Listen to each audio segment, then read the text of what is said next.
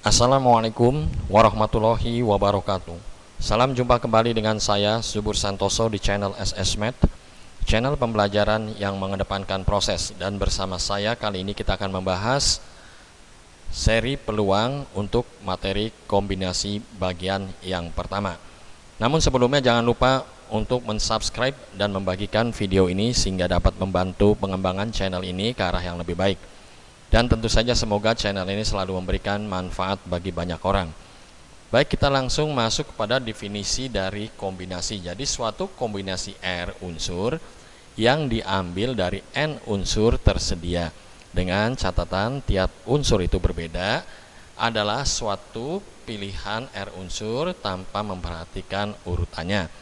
Dengan catatan R lebih kecil atau sama dengan N. Jadi banyak kombinasi R yang diambil dari N yang tersedia adalah secara matematis ditulis demikian. Ini lambang kombinasi, yaitu sama saja dengan N faktorial per kurung buka N negatif R kurung tutup faktorial kalikan R faktorial. Jadi diberi catatan sedikit di sini ya. Perbedaan dasar antara kombinasi dan permutasi, ya permutasi sudah saya bahas pada video saya sebelumnya adalah demikian. Untuk permutasi itu selalu berkaitan dengan hierarkis. Jadi urutannya itu harus benar-benar diperhatikan karena kita tidak bisa mengganti begitu saja urutan 1 dengan urutan 2 atau menukar posisinya ya sedemikian rupa. Saya ambilkan contoh di sini. Misalkan kasus pada turnamen atau memperebutkan kejuaraan untuk juara 1, 2 dan 3. Misalkan sudah diputuskan oleh panitia bahwa juara 1 itu adalah si A yang berhak menerima hadiah 2 juta rupiah. Ketika diumumkan juara 1 adalah A, lalu tiba-tiba yang muncul adalah si B dan B itu juara 2. Dan panitia mempertanyakan, Anda juara berapa? Yang B menjawab, saya juara 2 Pak. Oh tidak bisa, ini hadiah yang 2 juta rupiah khusus untuk juara 1. Tapi yang B malah berbicara menjawab, bukankah sama Pak juara 1 dan juara 2? Tentu hal ini akan ditertawakan banyak orang ya. Atau juga pada kasus antrian, misalkan kita mengantri di dokter ya, ingin berobat, lalu kita dapat nomor antrian 5, ketika disebutkan nomor 2, nah nomor 5 kita muncul ya, lalu menyodorkan kartunya, tentu akan nomor 2 akan marah, orang-orang akan marah karena kita menyerobot antrian. Jadi ini berkaitan dengan urutannya secara hierarkis. Sedangkan pada kombinasi urutannya tidak diperhatikan. Kalau misalkan kita dipilih atau dapat dapat door prize, undian misalkan ya, dapat undian 5 orang akan berangkat ke Jepang. Kita disebutkan pada urutan kelima, kita tidak bisa marah-marah ya. Tentu saja yang penting kita sudah terpilih mau nomor berapa kayak yang disebutkan ya.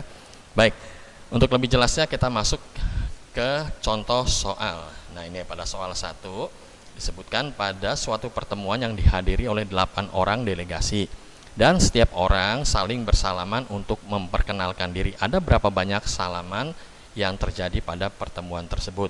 Nah, soal ini ciri khas ya dari konsep tentang kombinasi. Salaman itu selalu terjadi 2 orang yang saling memperkenalkan diri. Jadi ketika ada seseorang ingin berkenalan dengan kita, ya, orang tersebut menyodorkan tangan terlebih dahulu, lalu kita menyambut dengan cara menyodorkan tangan kita, maka terjadi salaman. Ini cukup sekali aja. Atau bisa juga kita dulu yang menyodorkan menyodorkan tangan dan orang tersebut menyambut dengan cara menyodorkan tangannya untuk bersalaman. Jadi ini sama saja ya. Jadi kalau ada orang bersalaman dengan kita, dia sudah menyodorkan tangan, kita terjadi salaman, lalu kita bicara, sekarang kita belum salaman Pak. Loh kan tadi sudah, kata orang tersebut. Sekarang kan saya yang menyodorkan tangan. Ini lucu kelihatannya ya, karena sama saja. Baik, kita coba langsung menjawab soal nomor 1 ya. Sudah diketahui banyaknya orang pada pertemuan tersebut, yaitu 8 ya orang, ini delegasinya ya.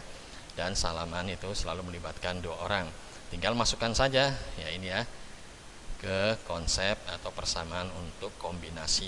N-nya 8, berarti 8 faktorial, ini masukkan ya, per 8 negatif 2 kurung buka kurung tutup faktorial kalikan 2 faktorial, menjadi 8 faktorial per 6 faktorial kalikan 2 faktorial. Kita urai saja, kita jabarkan.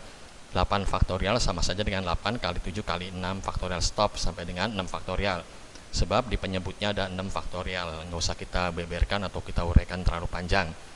Sedangkan 2 faktorial artinya 2 kali 1. 6 faktorial bisa kita coret dengan 6 faktorial, 8 bisa kita bagi dengan 2 kali 1 ya, menjadi 4.